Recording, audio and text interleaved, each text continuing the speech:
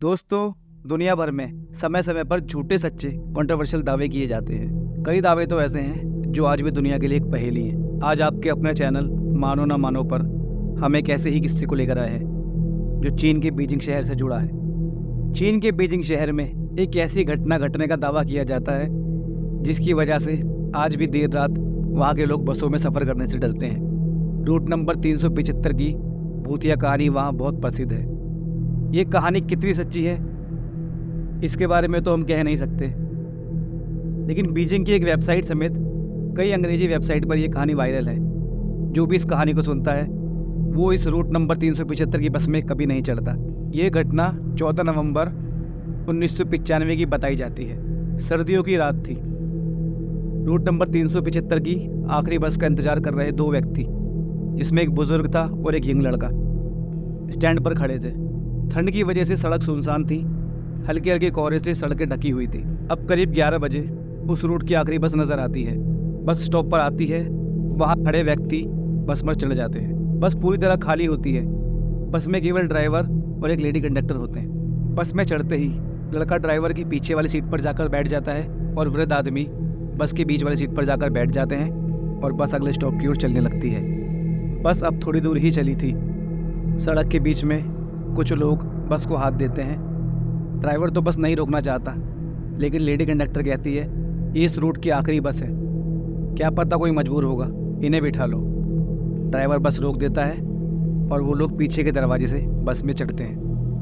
वो बूढ़ा आदमी गर्दन घुमाकर उनकी तरफ देखना चाहता है, पर कम रोशनी के कारण उनका चेहरा ठीक से नज़र नहीं आता। बस वो ये देख पाता है कि दो लोग अपने बीच में किसी एक व्यक्ति को सहारा दे रहे हैं। उस व्यक्ति का सिर नीचे को झुका हुआ है। वृद्ध को लगता है शायद वो व्यक्ति नशे में है, इसलिए वो इस पर ध्यान नहीं देता। अब बस फिर चल पड़ती है अपने आगे के रास्ते की ओर। रास्ता सुनसान था। बस में भी शांति हो जाती है। सर्दियों की रात थी, इसलिए रोड पर गाड़ियाँ भी बहुत कम थी। अब धीरे धीरे बस का टेम्परेचर चेंज होने लगा। बूढ़ा आदमी बार बार पीछे मुड़ के देख रहा था। ना जाने उन लोगों के चेहरे पे ऐसा क्या देखना चाह रहा था।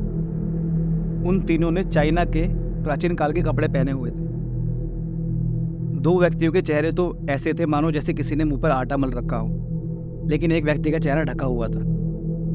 फिर अचानक एक जोरदार हवा का झोंका आया और उस व्यक्ति का चेहरा भी दिख गया। उस व्यक्ति का चेहरा देख बूढ़े के हाथ पैर ही कांप गए। उस व्यक्ति का पूरा चेहरा जला हुआ था और वो फिर भी इतने आराम से बैठा था जैसे कुछ हुआ ही ना हो। फिर अचानक बूढ़े व्यक्ति की नज़र नीचे की ओर पड़ती है। उस बीच वाले व्यक्ति के तो पैर ही नहीं थे। बूढ़ा तो घबराहट के मारे वहीं का वहीं जम गया। जवान लड़का इन सब बातों से अनजान था। वो तो बस के बाहर के नज़ारे देख रहा था। फिर बूढ़े व्यक्ति ने हिम्मत करी और उस जवान लड़के के पास गया और जाकर उसे एक जोरदार थप्पड़ मारा। जवान लड़का बोलता है, तुमने मुझे मारा क्यों? बूढ़ा चिल्लाने लगता है, तूने मेरा पर्स लिया है, तूने मेरे पैसे चुराए हैं। हल्ला मचाने लग गया। तभी वो लेडी कंडक्टर भी बूढ़े व्यक्ति के पास आ गई। वो उन्हें समझाती है, बाबा आप तो इतनी दूर बैठे हो। वो कहता नहीं, इसी ने मेरे पैसे लिए हैं और अब पर्स बाहर फेंक दिया, मैं इसे पुलिस के हवाले करूँगा। बस रोको, यहीं बस रोको। बस में हो रही इन हरकतों की वजह से ड्राइवर गुस्से में होकर बस रोक देता है और दोनों को सुनसान सड़क पर ही उतार देता है। अब बस से उतरने के बाद वो लड़का पूछता है, क्या मिला आपको ये सब करके? इस सुनसान सड़क पे हम अकेले रह गए ना, आपने मुझसे झगड़ा क्यों करा? वृद्ध आदमी कहता है, मैंने तेरे से झगड़ा नहीं करा, तेरी जान बचाई है। लड़का समझ नहीं पाता वो क्या कह रहा है। वृद्ध आदमी कहता है, तुमने जिन 3 लोगों को बस में चढ़ते देखा था ना, उनके पैर नहीं थे, शरीर भी हवा में तैर रहा था। ये सुनकर लड़का कांप जाता है। लड़का कहता है, लेकिन बस में तो ड्राइवर और कंडक्टर है।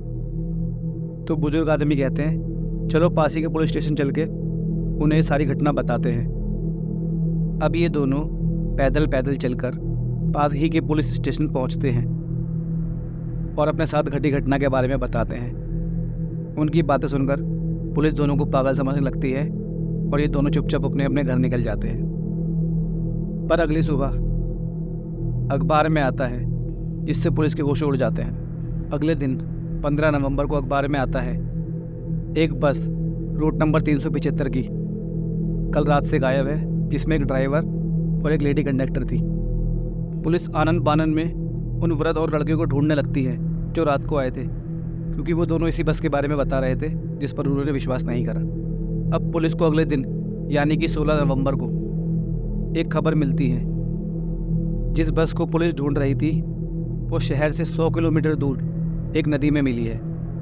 ये वही बस है जिसके बारे में उस वृद्ध ने और लड़के ने बताया था। अब पुलिस उस वृद्ध आदमी के घर पहुंचती है तो वहां जाकर पाती है वो तो उसी रात मर चुका था। उस जवान आदमी के घर पहुंचती है, लेकिन उसकी हालत भी ऐसी थी कि वो अपनी सारी याददाश्त भूल चुका था। अब पुलिस के पास कोई भी ऐसा सुराग नहीं था जो ये बता पाए कि उस रात हुआ क्या था। पुलिस अपनी टीम के साथ उस नदी पर पहुंचती है जहां वो बस डूबी हुई थी। बस को निकाला जाता है। बस के अंदर ड्राइवर और कंडक्टर के अलावा 3 लाशें और मिलती हैं। अब पुलिस के सामने एक और खौफनाक दृश्य था, क्योंकि वो जो 3 लाशें मिली थी वो पूरी तरह सड़ चुकी थी, मानो वो कल की नहीं बहुत सालों पहले मरी हुई थी। इससे इस बात को बल तो मिलता है कि वो 3 शरीर क्या सचमुच किसी प्रेत आत्माओं के थे। और इतना ही नहीं, ये भी दावा किया जाता है कि जब पुलिस ने बस को जांच के लिए भेजा तो उसके फ्यूल टैंक में डीजल की जगह खून भरा हुआ था। ये सब देख पुलिस विभाग भी परेशानी में पड़ गया। उन्हें भी लगने लगा कि उस वृद्ध और लड़के ने जो कहानी सुनाई थी वो सही थी। सबसे खौफनाक बात तो ये है कि वो बस उस स्टेशन से 100 किलोमीटर दूर मिली है, जबकि बस के मालिक के हिसाब से उसमें इतना डीजल था ही नहीं कि वो 10 किलोमीटर आगे भी जा पाए। दोस्तों, ऐसे कई सारे किस्से हैं जिसमें लोग दूसरी दुनिया के लोगों का होने का एहसास तो करते हैं पर इसे बयां नहीं कर पाते। या तो वो लोग मारे जाते हैं या याददाश्त भूल जाते हैं, पर अपनी बात किसी को बता नहीं पाते। ऐसा ही इस किस्से के बाद हुआ। बीजिंग शहर में आज भी कोई भी व्यक्ति रात को रूट नंबर 375 की बस में नहीं चढ़ता। वहाँ के लोगों में आज भी ये मान्यता है कि शायद रात को कोई 3 लोग बस रोकेंगे और उसे अपने साथ ले जाएंगे। अगर आपको हमारी कहानी पसंद आई तो उसे लाइक करें, अपने दोस्तों के साथ शेयर करें और चैनल पे नए हैं तो चैनल सब्सक्राइब करें। मिलते हैं कल एक नई कहानी के साथ आपके अपने चैनल मानो न मानो पर।